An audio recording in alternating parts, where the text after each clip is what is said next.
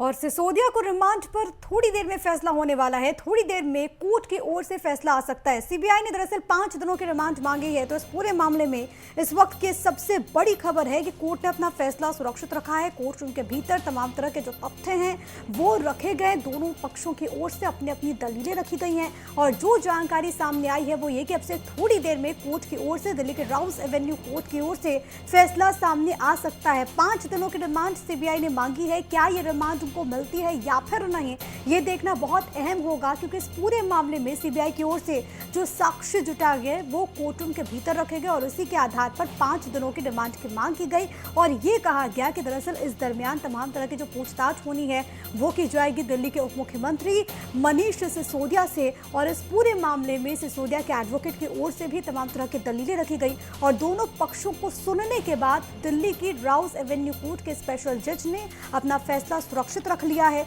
और अब से कुछ देर बाद ये फैसला सामने आएगा कि क्या सिसोदिया की जो कस्टडी है वो सीबीआई को मिलती है या फिर नहीं। इस वक्त की सबसे बड़ी खबर है, सीबीआई ने दिल्ली के डिप्टी सीएम मनीष सिसोदिया को कोर्ट में पेश किया। राउस एवेन्यू कोर्ट के स्पेशल जज के सामने ये पेशी हुई और दोनों तरफ से अपने अपने पक्षों को, अपने अपने दलीलों को इस दरमियान स्पेशल जज के सामने रखा गया। सीबीआई की ओर से 5 दिन के रिमांड की मांग की गई है, लेकिन अब कोर्ट ने अपना फैसला सुरक्षित रख लिया है। अब देखना होगा कि कोर्ट की ओर से ये जो रिमांड है जो मांगी गई है वो रिमांड दी जाती है या फिर नहीं।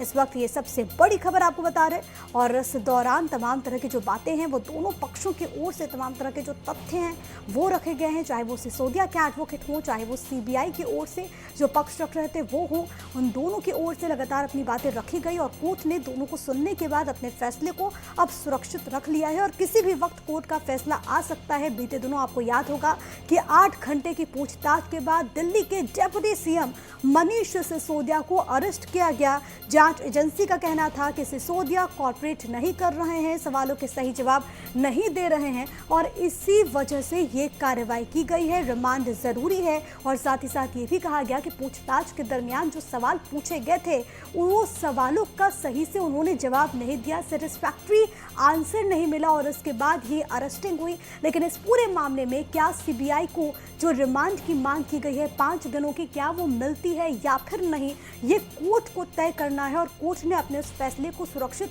रख लिया है। इस वक्त की सबसे बड़ी खबर है, राउस एवेन्यू कोर्ट में ये पूरी सुनवाई हुई और अब इस पूरे मामले में कोर्ट को तय करना है कि रिमांड दी जाती है या फिर नहीं। अब से थोड़ी देर में फैसला सामने आएगा।